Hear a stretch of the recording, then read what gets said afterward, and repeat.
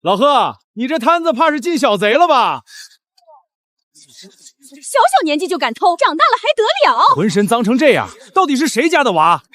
行了，都少挤兑两句，这孩子已经够可怜了。他到底咋可怜了？爹娘都不在了，身边只剩一个6岁的妹妹，亲戚都嫌他们拖累，没一个肯伸手。兄妹俩挤在后巷的破屋里，全靠捡废品糊口。听说他妹妹身子又弱，常常饿得直掉眼泪。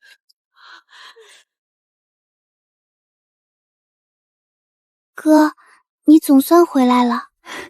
念安，快吃，馄饨还热着，碗底还有个鸡蛋。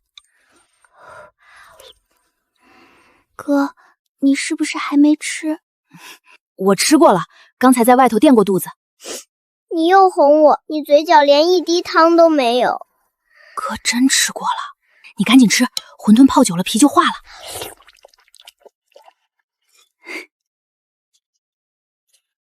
今儿要是没吃的，念安又得饿一天。皮都煮破了，端给客人就是砸我的招牌，破成这样，留着也是刀。哟，这小贼怎么又摸过来了？瞎嚷嚷什么？老贺，我这不也是怕你吃亏吗？那碗都是破皮货，我让他拿去喂狗，碍着谁了？你要眼馋，明儿我也给你留一碗破的。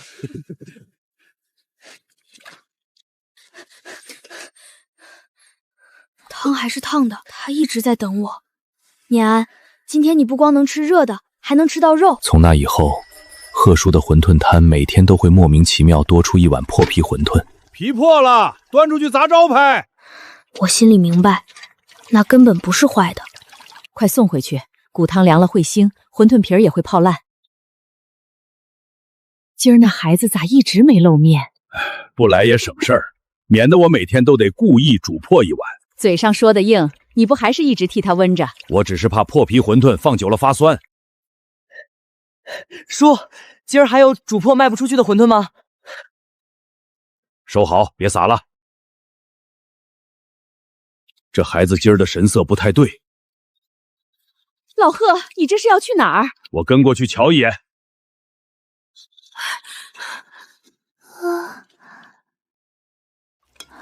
小口喝，千万别烫到。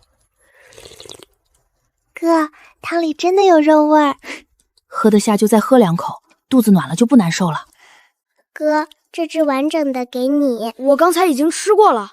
你骗人，你嘴里一点肉味都没有。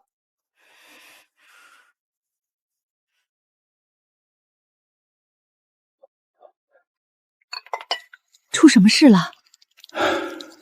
那些吃的，他一口都舍不得给自己留。他家里还有谁？屋里还有一个年纪更小的妹妹，才6岁，瘦的胳膊像2根细柴。明儿再多握2个鸡蛋，肉馅儿也多剁1斤。还有，不能总让孩子捡剩下的，咱们得想办法给点工钱。那孩子自尊心重，千万不能让他觉得咱们在施舍。让我再琢磨一个不伤他自尊的办法。今天什么都没留下。小子，先别走，到这儿来。我这馄饨摊正缺个人，擦桌、洗碗、叠馄饨皮。叔，你是在叫我？1天5毛，再管2碗馄饨，这活你接不接？那2份早饭我能带回去给念安吗？2份里本来就算着他的那1份。干！叔，这个活我肯定干。既然不肯白拿，那就留下来做事，出了力再拿饭，这才叫堂堂正正。钱是你的工钱，饭也是你挣来的，拿稳了。叔，我明儿还来。小姑娘头发乱了，到这儿来，婶子给你梳梳。哥，不用怕，纯没事手轻。放心，婶子轻着呢，绝不会扯疼你。婶子，这碗馄饨真的是给我的吗？这碗皮都破了，端给客人不好看，你替婶子吃了，别浪费。学费再拖下去，你们兄妹就得被学校劝退了。老师，我能不读让念安读？才7岁就想退学，你往后准备靠什么活？我能出去做工养家。干啥活？跟我一样守着汤锅包一辈子馄饨。这里头是攒着补铜锅的钱。铜锅漏了还能补，孩子的前程耽误不起。叔婶儿，咱们往后肯定还。别在这儿跟我犟，赶紧回学校念书，离汤锅远些，别让蒸汽熏得眼睛疼。叔，你不是让咱们写远点吗？这灯搁我手边碍事儿，我只是顺手挪过去。叔，你快看，我这次拿了全班第一！第一名，我家孩子真考了第一，都瞧清楚了，都瞧清楚了，我家忘川将来肯定有出息。婶子，那是您仅剩的金耳环，绝不能拿去卖。耳环戴着只是好看，能换孩子平安才真正值钱。婶子，不哭，踏踏实实养病，等你好了还得考大学呢。叔，我不念了，我出去赚钱供念安。我也能不读。这点苦就想退，你太没出息。人能穷，但不能一辈子只盯着一口饭。真想报答我们，就给我堂堂正正考出去。哥，咱们真考上了。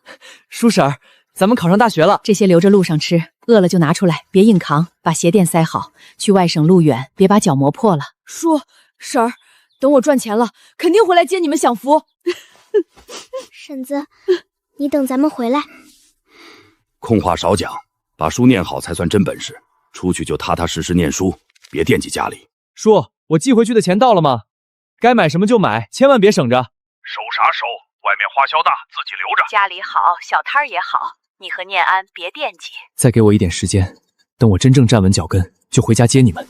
哥，等我毕业，咱们就回老家把书接出来吧。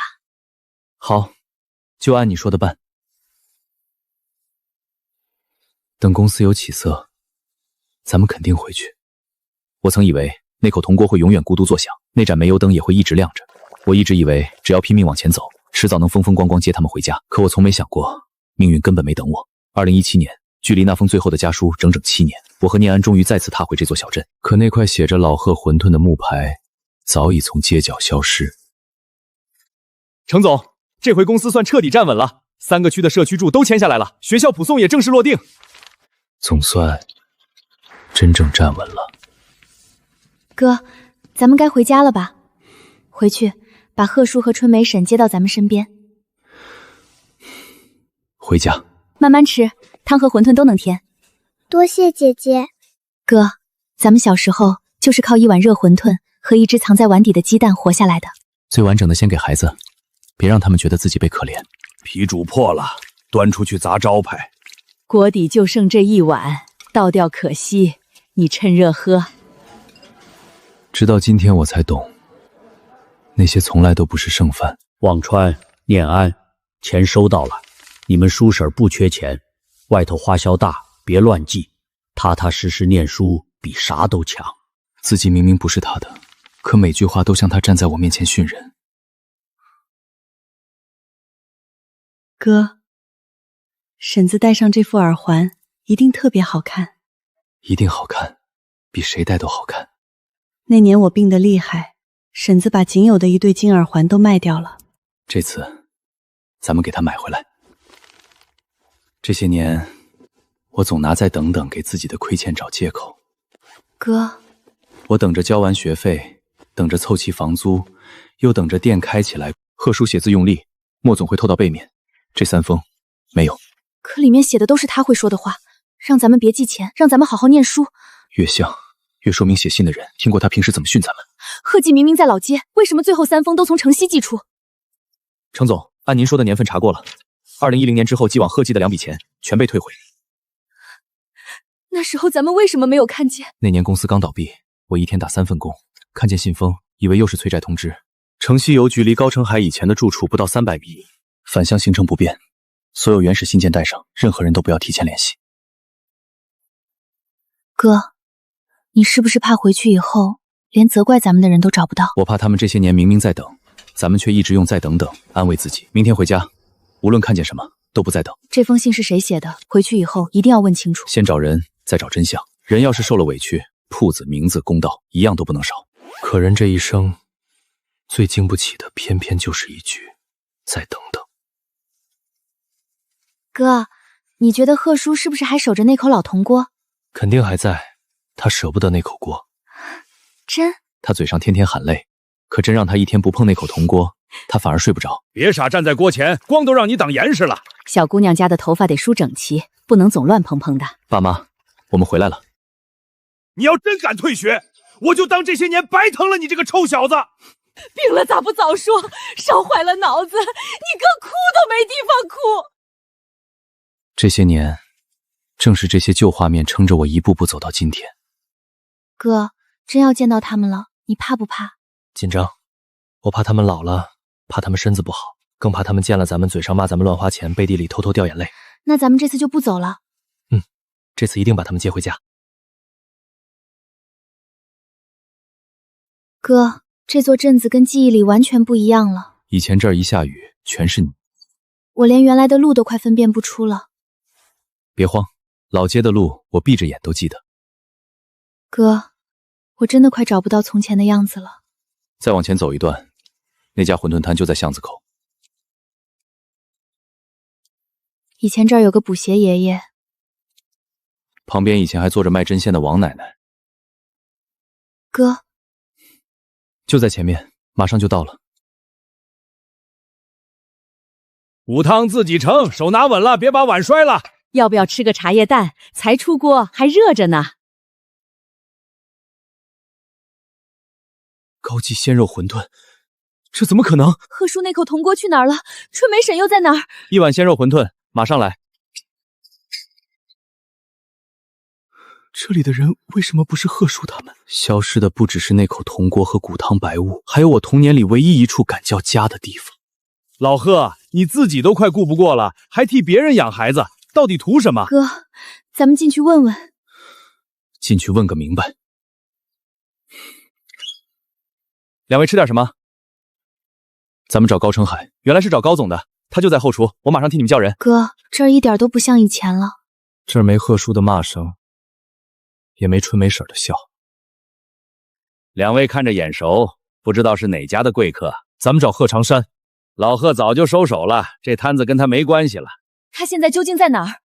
拿到转让款以后，他就带着媳妇儿回乡下养老了。回哪个乡下？呵呵，这我哪清楚？人家拿钱走人，还得跟我报备啊。贺叔为啥会卖馄饨铺？哼，年纪大了呗。两个没儿没女的，不卖铺子还能干什么？守着一口老铜锅干到死啊？谁说他们没儿没女？我是程望川。我是程念安。哎呦，是你们啊！老贺当年养大的那两个孩子，瞧瞧，真是长大了，差点认不出来。贺叔和春梅婶究竟去哪儿了？我刚不说了吗？回乡下养老去了。哪个乡下？不清楚。他们是什么时候走的？7、8年前吧，谁还记得那么清楚？转让合同在哪儿？小伙子，你啥意思？没啥意思。贺叔把这铺子看得比命都重，他绝不可能无缘无故卖掉。人都是会变的。那时候那铺子是他自愿转给我的，白纸黑字按了手印的。程望川，你眼下混得不错吧？穿的人模人样，回来就想翻旧账，是不是旧账？查了才清楚。我劝你一句，老贺的事儿过去就过去了，别没事找事儿。贺叔和春梅婶要是真过得好，咱们不会打扰他们；可要是他们过得不好，谁害的，咱们肯定会查个水落石出。哥，他撒谎。贺叔不会卖铺子，对别人来说那只是一间铺子，对贺叔和春梅婶来说那是半辈子的家。可对贺叔和春梅婶来说，是半辈子的营生，也是我和念安童年里唯一一处永远给咱们留着灯的家。人这一辈子能有个落脚的地方不容易，摊子再小，只要汤火还在，日子就不算断。若真是自愿离开，为什么连跟了贺叔半辈子的锅都碎在别人门槛下面？哥，咱们继续找找。找，就算把这条老街翻个底朝天，也要找到他们。奶奶，您还记得以前巷口的老贺馄饨摊吗？老贺啊，记得，脾气倔，馄饨皮擀得薄，肉馅也舍得放。您清楚他们去哪儿了吗？不清楚，只记得他们走前一晚，巷口响了一夜砸东西的声音，第二天门就关了。他们好像拿了转让钱，搬去别处了。搬去哪儿了？哎，这就不清楚了。我看不像正常转的。那阵子老贺两口子脸色一天比一天差，春梅还总捂着腰，可他们见人就说没事。您后来见过他们吗？后来就没见到过他们了。念安，先别慌，越是没人愿意说，越说明当年有事。这是老贺那口锅。您怎么能确定？贺长山姓贺，他那口锅是我接手铺子后修的第17件，这张收据也是您开的。锅底太薄，我怕以后认错，特意刻了号。17这一页呢，前几年高成海来过，说想收几口旧铜锅做装饰，他在这儿坐了半天，我出去吃了顿饭。除了账页，还有没有别的记录？那次老贺没钱，拿2碗馄饨抵修锅费，我媳妇儿说太香，非让我跟锅拍张照。他都准备卖铺养老了，为什么还要借钱修锅？卖铺？他修锅那天还说等2个孩子回来要让他们吃第一锅。这句话，您愿意作证吗？愿意，但你们得小心。高成海这些年把老街的人吓怕，老式铜锅补底时会加一层薄铜片，只要是压进去，除非把锅砸开，否则取不出来。也就是说，这块碎片不是正常报废，是有人从锅底硬砸下来。锤击痕至少3处，而且锅当时还在用，里面有汤火熏过的新痕。他们砸的不是一口锅，是叔守了半辈子的家。有人开始盯咱们了，那说明咱们找对了。账本缺页之前，我把一批旧单据锁在城西仓库，钥匙一直没敢扔。他们拿到钥匙了，就让他们去。仓库里能找到什么，由咱们说的算。叔，那你来接咱们吗？接，不接你俩还不得走丢？你们找谁？咱们找以前的老校长。你是忘川校长？是我。哎呀，都长这么大了，你们兄妹俩有出息啊！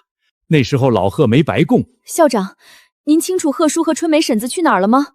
哎，你们去外地以后，老贺来学校找过一次你们的新地址。出了啥事儿？信退回来以后，他没再来拿，只说你们正是最难的时候，不能叫你们回头。再后来，我就听说铺子被低价转了，多便宜，低的不像买卖。更怪的是，签合同前1个月，他才刚借钱补过铜锅。程总，帮我查一份老街馄饨铺那时候的转让记录。要查哪些？产权变更、合同备案、街道登记，所有能查到的都要。急吗？眼下就查。婶子，你究竟在哪儿啊？我怕高成海说的是真，更怕他说的是假的。程总，资料发过去了，这个转让价格低得反常。哥，咋了？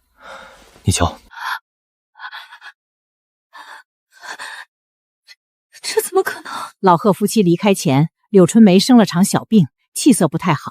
那阵子总有人去馄饨铺挑毛病，对餐品的口味和汤底有不同的说法。老贺那人倔，开始死活不卖，后来不清楚咋的就签了。他们签完之后去哪儿了？好像去过城郊，是不是在工地上我也说不准。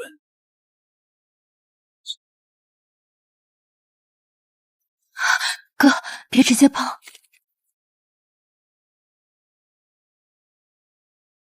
有人既想把咱们引去仓库，又有人提醒仓库被动过手脚。会不会是高成海故意让咱们互相怀疑？无论哪条是真的，都说明叔婶当年离开老街以后，有人一直知道他们在哪儿。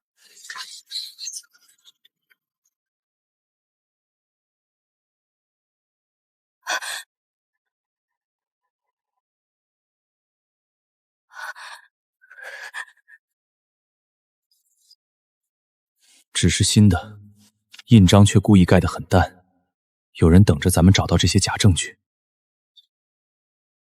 哥，有人锁门！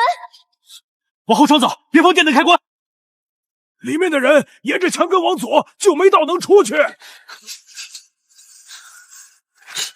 念安，走。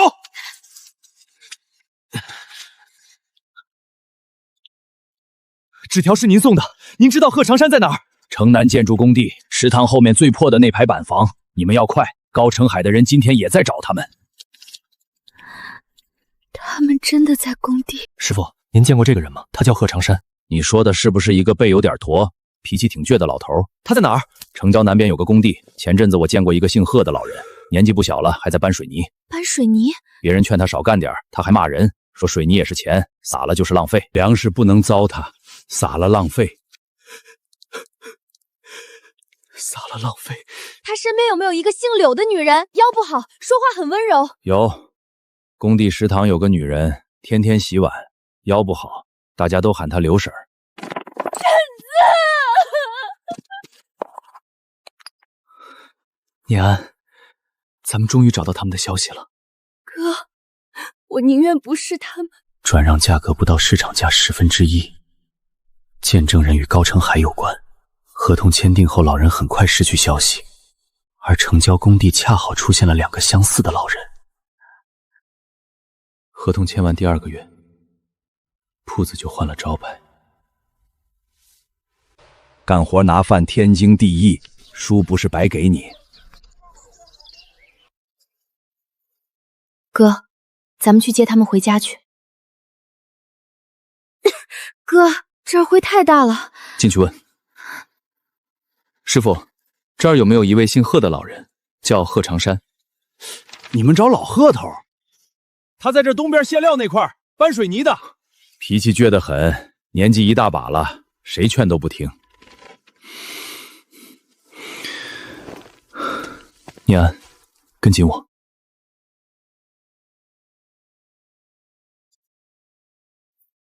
小时候那会儿，我记忆的贺叔是站在同汤锅前的。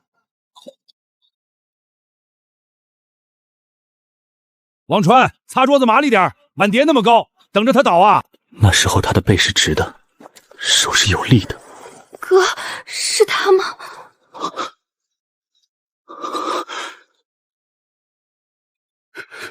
我不敢认。破了还搬什么？扔边上算了，这带破了别乱踢，撒一路浪费。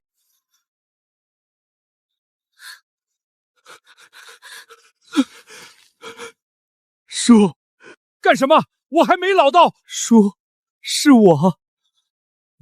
忘川。叔，是我是忘川。你咋来了？这地方脏，别弄脏你衣服。叔，你别藏，手脏，全是灰，别碰。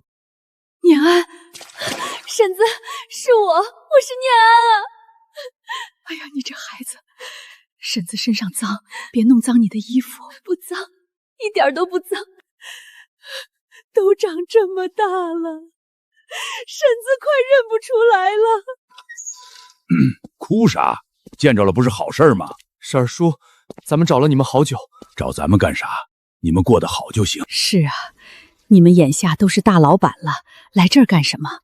这地方又脏又乱，让人瞧见不好。咱们不是来让人看的，咱们是来接你们的。接啥接？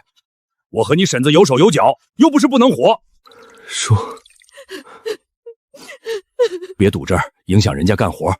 走，去屋里说。坐，念安，快坐，婶子给你倒水。婶子，别忙了，你们难得来，总得喝口水。叔，你们这些年就住这儿，这挺好，不漏雨，小毛病。婶子，我给你买了耳环。花那钱干什么？婶子这岁数戴啥耳环？那时候你为了我，把唯一一对金耳环卖了。那都多少年前了，孩子平安比啥都值。别动，都是些旧东西。叔，这个铁盒我认得，钱花了还能再赚，孩子不能耽误。里面是什么？我小学第1次考第1的奖状，破纸一张。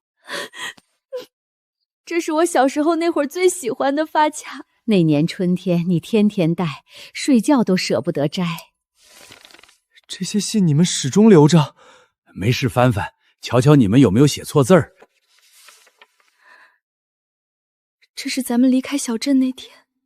原来他们没忘，哪怕住在这样的板房里，哪怕每天搬水泥洗碗，他们也把咱们小心翼翼藏着。你这是干什么？快起来！叔，是我对不住。胡说八道！你们没对不起任何人，是我没让你们早点知道。叔，是我对不住，我回来晚了。这些年吃饱没有？傻孩子，起来，地上凉。以前你护着我和念安，这次换我护着你们。忘川，哥，接下来怎么办？先带叔和婶离开这里。然后呢？不管当年是谁逼他们离开老街，老贺的事儿过去就过去了，别没事找事儿。不管是谁抢走了那间馄饨铺，这笔账，咱们一定要讨回来。一定。叔，馄饨铺到底是怎么没的？没怎么，年纪大了，干不动就不干了。叔，你骗不了我。骗你干啥？人老了，手脚慢，不守那口铜锅也正常。我只是回去看着这小子，免得他偷懒儿，不是跟你们享福。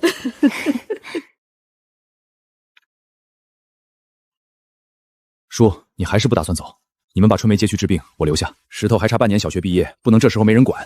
他的学费我来解决。钱能交学费，能替他开家长会，能在他半夜发烧时背他去医院。你小时候最怕别人只往你手里塞钱，现在有点本事了，怎么也只会拿钱解决事儿。咱们可以给石头找最好的学校、最好的寄宿环境，叔为什么就是不肯走？是不是因为咱们回来的太晚，他们已经不敢相信咱们了？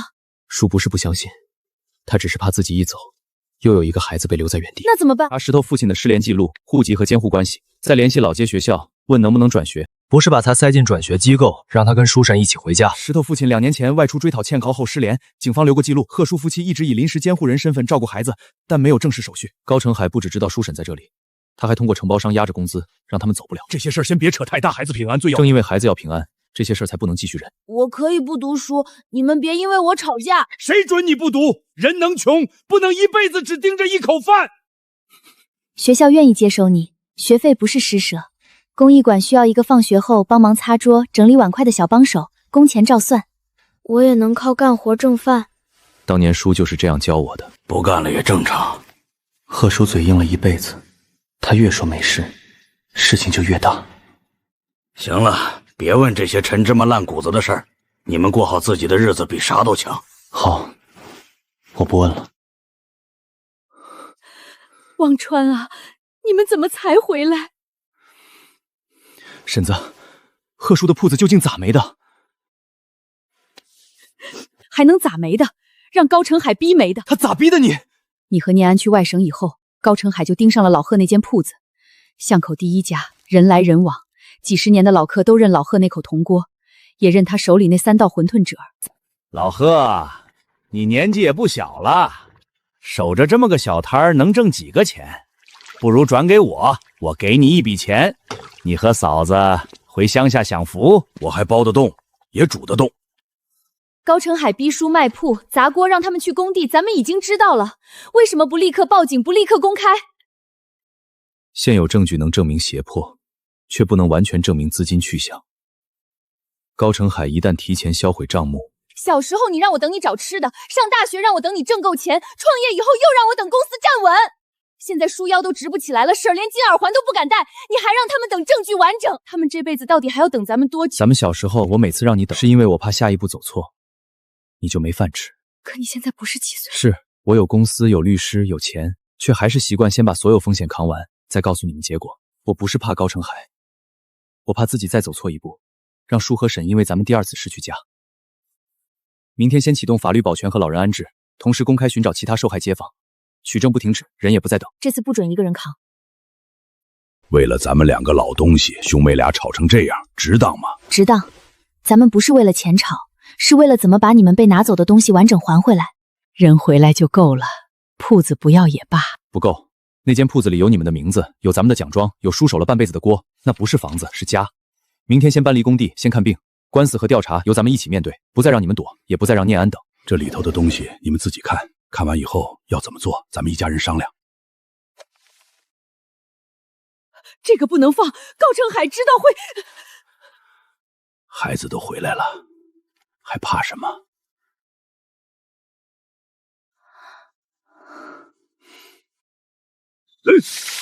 吃饭就坐，不吃就让开。站街上也犯法呀！老贺，别跟他们硬来。我做我的生意，凭啥让他们赌？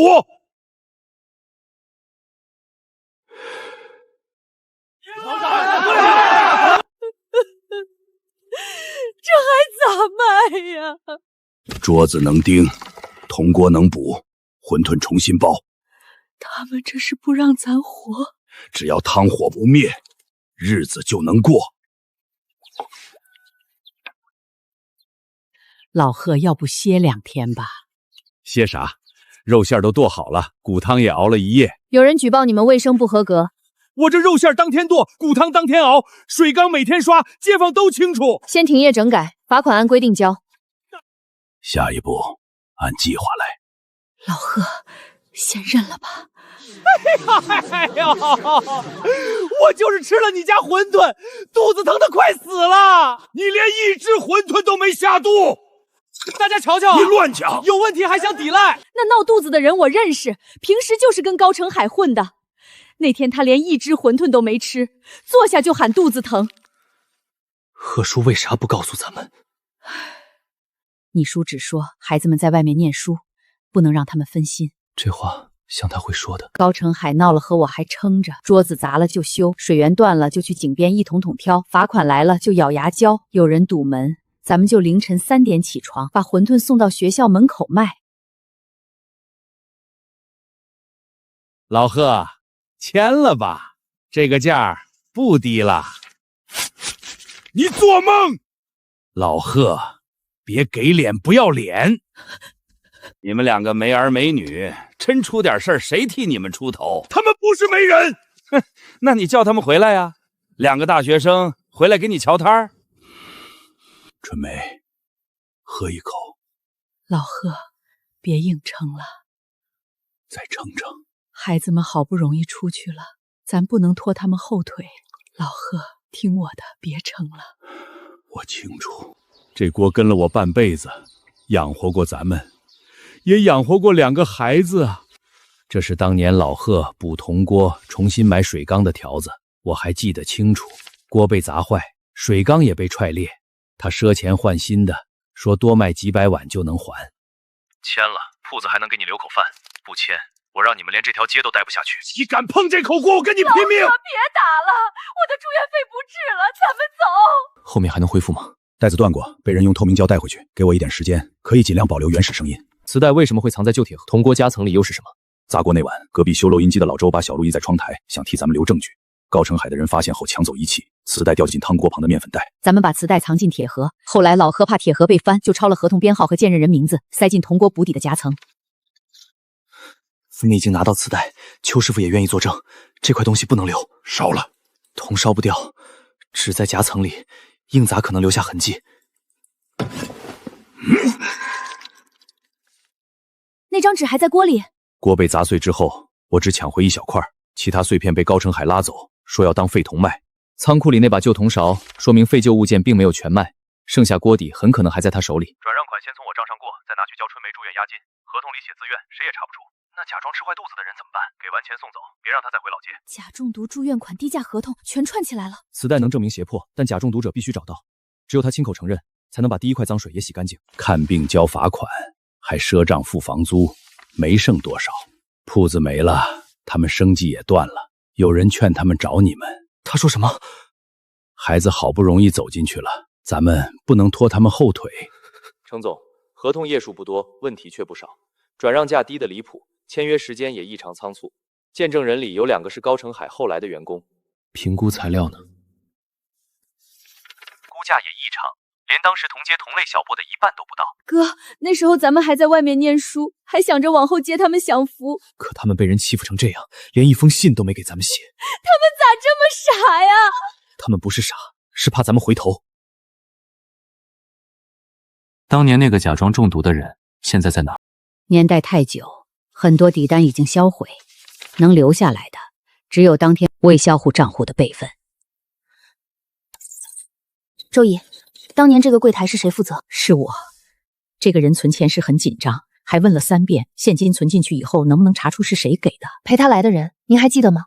有个姓高的年轻人一直站在门外催。他穿棕色夹克，右手虎口有一道烫疤。哥一直在找谁演了那场戏，我先把谁付的钱找到了。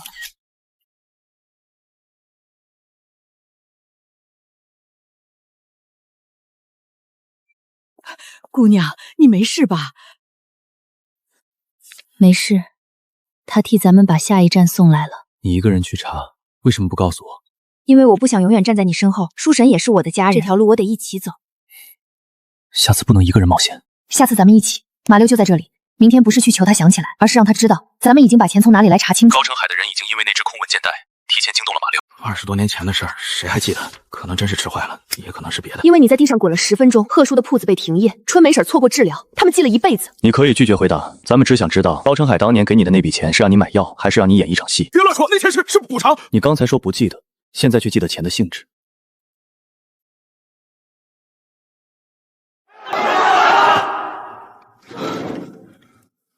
高澄海给了我300块，让我吃完馄饨以后捂肚子，说越像越好。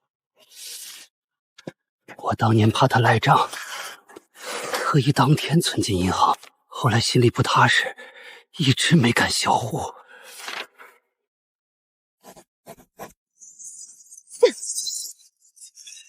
我不能作证，高澄海会弄死我。但他今天敢扔砖，明天就敢让你替他背下所有罪名。我躲了20多年，再躲下去，老贺这辈子就真被我毁了。他先让人假中毒逼停业，再用婶子的住院费逼书按手印，最后通过工地和假信让咱们以为他们过得很好。现在还差转让款流向和合同原件，只要高澄海自己动手销毁，咱们就能顺着他的反应找到。他开始怕了。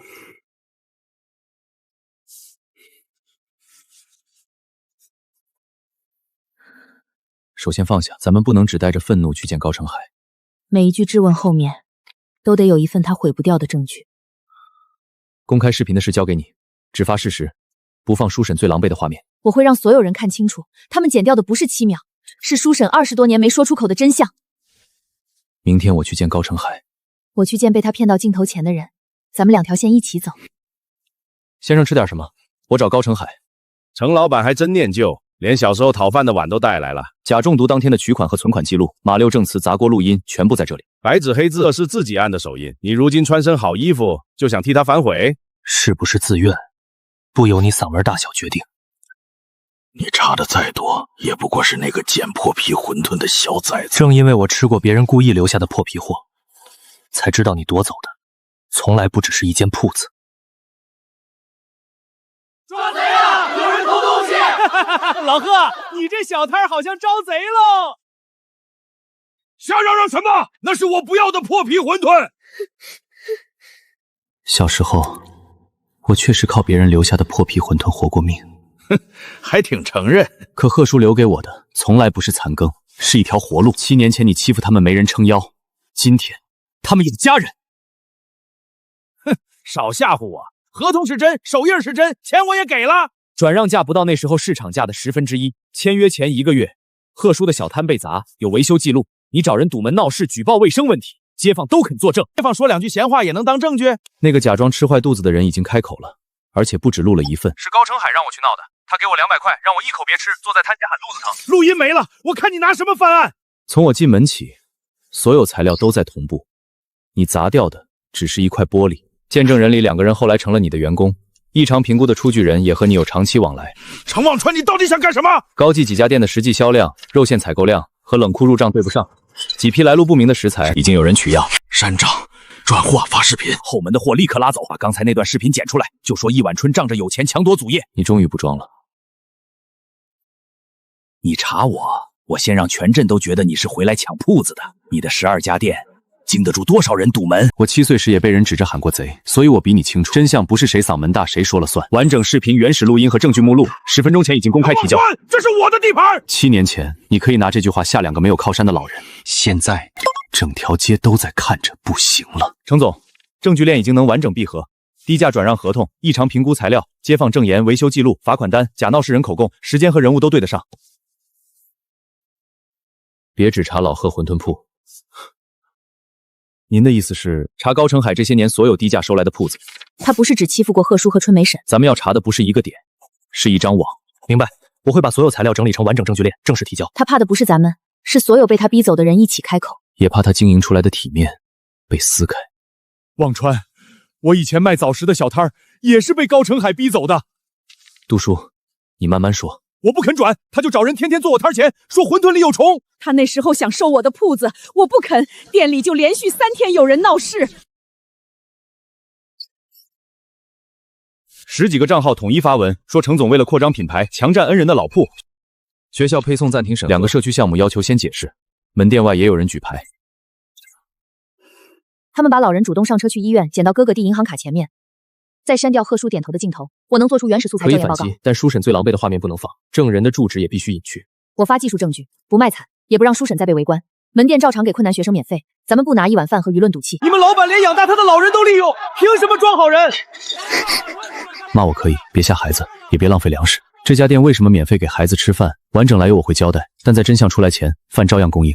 叔叔，你今天是不是也没吃？都是咱们拖累孩子，要不咱们回工地跟人说铺子是自愿买。婶子，你们当年怕咱们分心，替高成海瞒了7年，现在不能再为了护咱们替他撒第2次谎。把我送去镜头前，我来讲。贺爷爷，你不是说人能穷不能低头吗？咱们就等证据说话。关于我和贺长山夫妇的关系，我只说3件可以核验的事实：第一，二老对咱们有养育之恩；第二，咱们确实回来晚了，这份亏欠不推给任何人；第三，老铺转让存在重大疑点，已经依法提交调查，因为他们不是证明我清白的道具，他们的伤不该为了我的生意再公开一次。他想把一碗救命饭也说成是他的东西。骨汤最后放盐，照这张纸煮，第一锅就得腥。高记自上世纪90年代起拥有鲜肉馄饨秘方，一碗春的汤底比例、肉馅工艺和工艺故事均构成侵权。连工艺故事都能算你们的？肉馅顺逆各搅100下，放屁，这样肉筋全断，馄饨下锅就散。骨汤起锅前半小时放盐，会把骨香压死。真正做过的人不会写这种话，口头评价不能证明配方归属。一碗春每次调整配方都有研发记录，更重要的是，贺叔教我的从来不是一张比例表。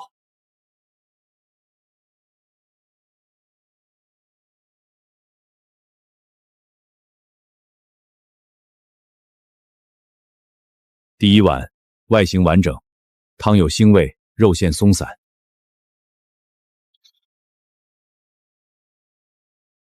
这味道像以前老贺摊上的。破皮的也敢端给评审？真正饿过的人，先闻的是香不香，不是看皮破没破。肉馅怎么才不散？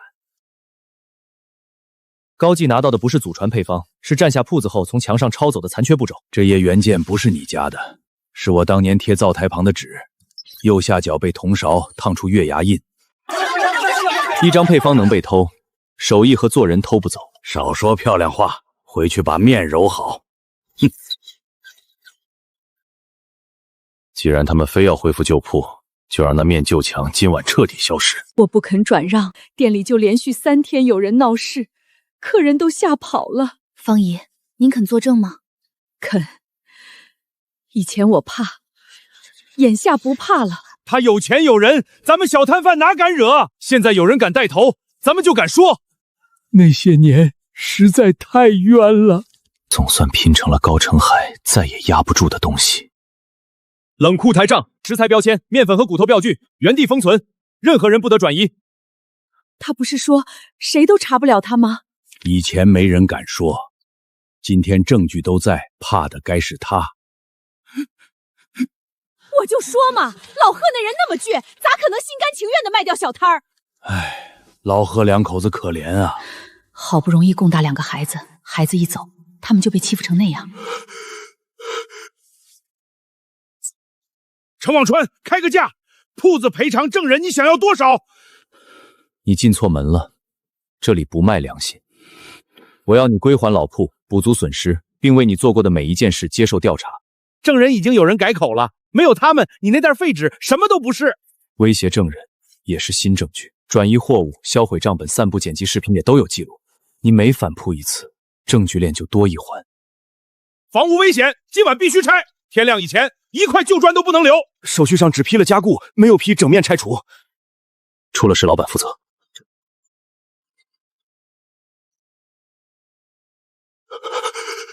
砸！贺爷爷，他们在拆咱们的墙！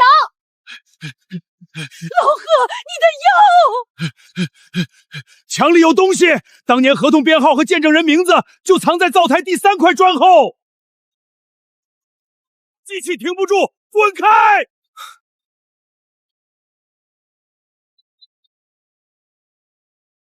你不要命了！这墙塌过，我能再砌，可里面那张纸没了。你们就得背着小偷骗子的骂名一辈子。非法拆除、毁灭证据，危及人身安全。录像已经同步上传云端，今晚谁也别碰这面墙。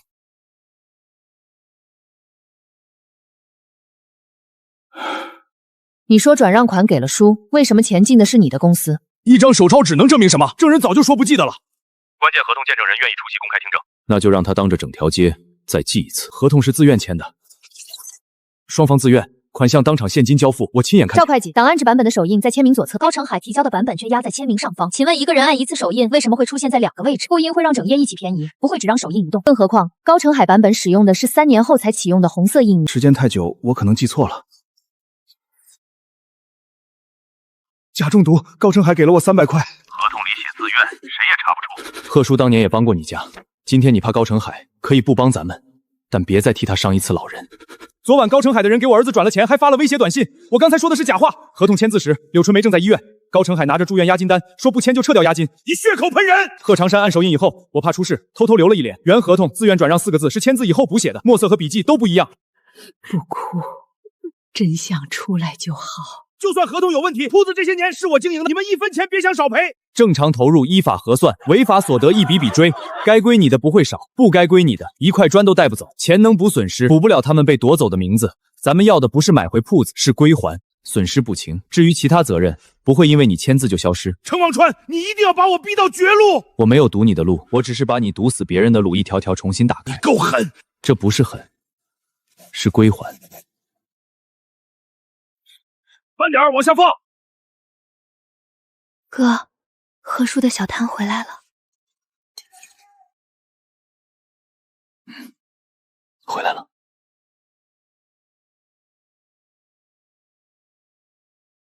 咱们总算把它拿回来了。不是从高成海手里买回来的，是经过追责、补偿和重新处理后，干干净净拿回来的。怎么又来了？公司不忙啊？叔，铺子拿回来了。什么？老贺魂轮铺的原址拿回来了。高成海也赔了钱，那时候的事儿重新追责了。这得花你多少钱？没花冤枉钱，这是你们该拿回来的。这钱不能要！是啊，你们在外面做生意也不容易，钱留着公司用。咱们2个老的能吃能动，够了。看什么？干活哪有不猎手的？当年你拿补锅的钱替我交学费，问过我能不能要吗？你给我饭，给我工钱，供我和念安读书，也从没问过咱们敢不敢欠。那不一样，一样，不一样，一样。你当年教我干活拿钱天经地义，现在也一样。这不是施舍，这是你们该拿回来的公道。婶子，这不是施舍，咱们都老了，还要你们操心。你们把咱们养大，现在该咱们操心了。2个傻孩子。说，这次你别赶咱们走，干活拿钱天经地义。谁赶你们了？您每次嘴上赶咱们，脚下却一步都舍不得走远。就那张嘴坏。行了行了，风大，进屋。婶子，真好看。太好了，弄脏了可惜。弄脏了就洗，往后还有新的。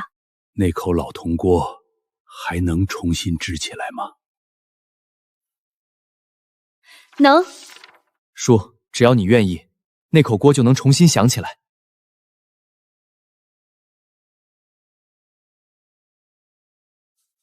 铺子真回来了。真回来了。那就再点一次。那天工地的风还是很大，灰尘吹得人睁不开眼。可我第一次觉得那间迟到了7年的家，总算重新亮起来了。念安，婶子没啥事儿，就是腰老毛病。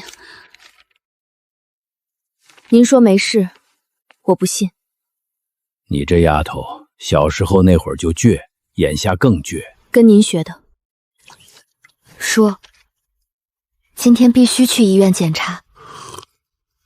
我好好的去医院干啥？浪费钱。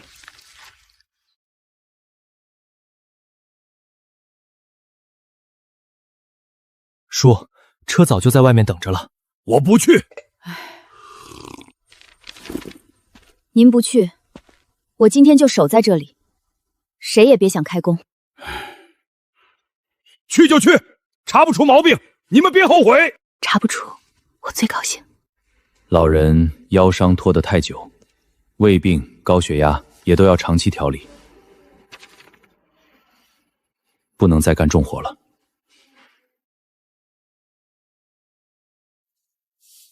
柳春梅这边贫血、关节病、腰椎问题都比较明显，这些年冷水泡太多，劳累太久，身子亏空的厉害。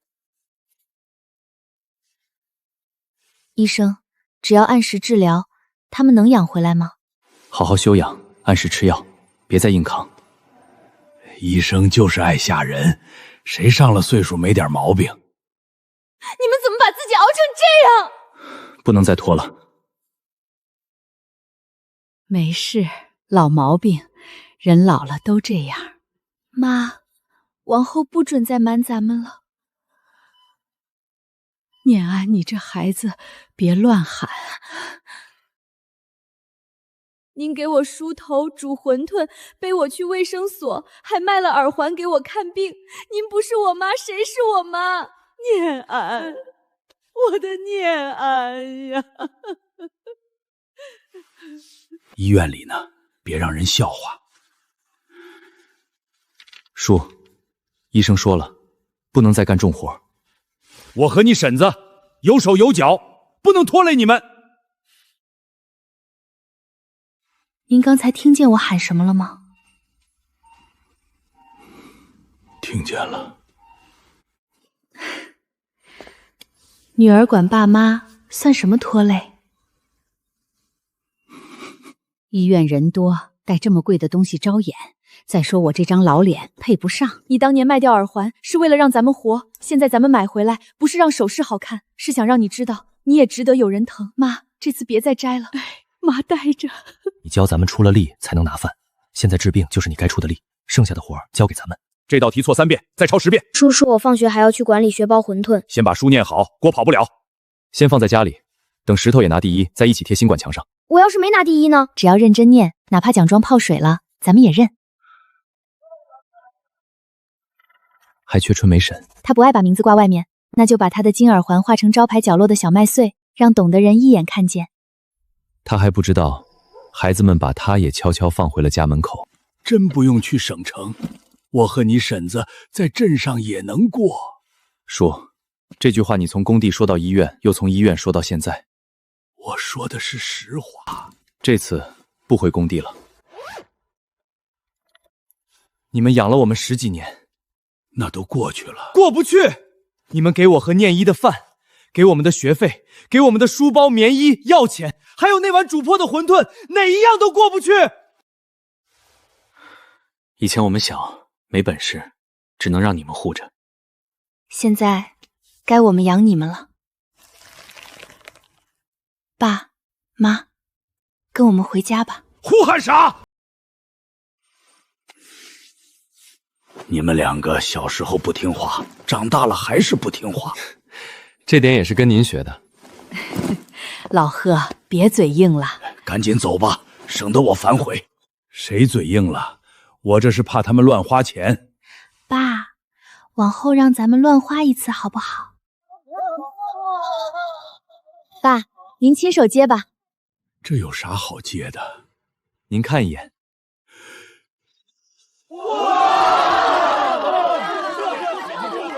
林子新，老木头还在，这才像家。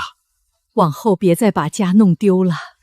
店员和公益基金都安排好了，你们不用拼命赚钱，只教大家怎么把一碗馄饨做好。只教不干，那叫纸上谈兵。贺爷爷，第1锅归您，第2锅开始归我学。皮破了，卖不了。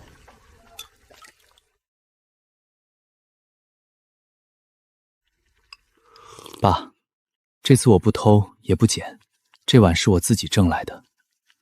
可这条命，这个家是你给的。汤凉了就腥，先吃。当年受过叔婶帮助的人全都报名了。100碗，净会折腾。锅刚修好，别第一天就煮漏。我补的锅漏一滴汤，我当街把铺子吃了。我负责给困难学生藏鸡蛋。什么叫藏？裂壳卖不了，顺手放进去，水多了半碗，明天100碗全得破皮。听贺师傅的，机器参数只认数字，他的手认天气。少给我戴高帽，揉面。当年你扶着咱们写字，现在咱们扶你包第一纸。这张太难看，哭得鼻子都红了。不是难看，是咱们家最贵的一张照片。产权程序已经压不住了，明天白晚宴一开，老街的人心就全回他们那边。让3家同时毁约，再给市场监管举报，说他们开业当天使用来源不明食材。现在很多人盯着，万一没有食材，我看他们拿白水煮100碗鳝心。供应商说运输车辆故障，可定位显示货车全部停在高级仓库附近。100个人都来了，咱们总不能告诉他们没饭。封的是冷库，不是后厨，只要食材来源清楚，现场验收就能继续。叔，你去哪儿？老街开摊几十年，谁家有面谁家有肉，我比地图清楚。当年我儿子交不起书本费，你给他吃了半年早饭。这袋面不是送，是入股白晚宴。高成海让咱们别供货，我偏要供。简易票都在这儿，一张不少。有几只裂壳的，正好让老贺藏碗底。谁让你们白送？仗一笔之际，开业后照价结。举报中说你们使用隔夜冻肉，但现场都是当天检疫，冷库封店可以暂不解除，现有食材允许使用。今天每一只馄饨从哪里来，大家都能看见。肉好不好，不靠嘴说。切开看纹路，按下看回弹，下锅闻香气。供货合同明确约定不得无故停工，货车却集中停在高级仓库，请一并调查是否存在恶意阻断经营。没有我，你们照样凑齐东西，能证明什么？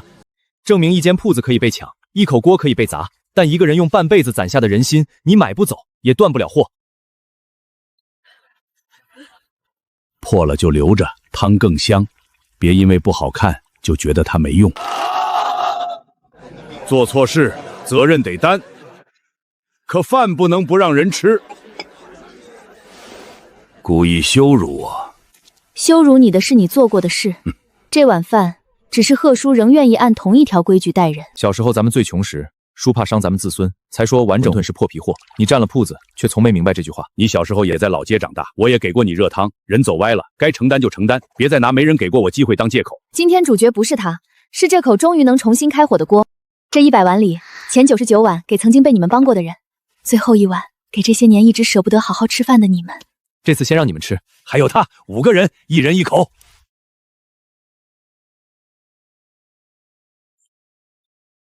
这不是救助证明，是早餐卡，刷卡取餐，和所有客人一样。以后需要还吗？好好读书，长大以后遇到饿肚子的人，请他吃一顿就算还了。捞啊！再不捞皮就烂了。馄饨不是让你站着看相的。医生说您只能动嘴，光动嘴他能学会？夜班工人半价，汤可以添。什么半价不半价？今儿第一天，破皮的全部要钱。以前这个铁头装的是咱们欠下的学费和药钱，以后装咱们替别人付掉的早餐。装满了再换个大的。字写的难看，但能看。去念，学费管理先垫，往后从工钱里慢慢扣。哥，咱们小时候让了一夜，所以现在别让了，一起吃。这一碗没有新的坏消息，对这个等了25年的家来说，平平安安吃完一顿晚饭，本身就是最好的结果。别光顾着数量，碗底那勺肉馅不能少。知道，裂壳鸡蛋也放了。什么叫放了？那是卖不了，免得浪费。这碗皮破的太多，端给客人不好看。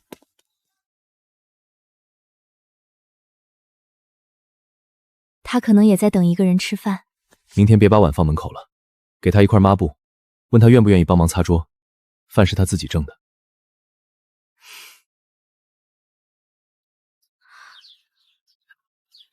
小子先别走，桌子缺个人擦，一天管2碗馄饨，活接不接？2碗能带1碗回去吗？2碗里本来就算着那个人的。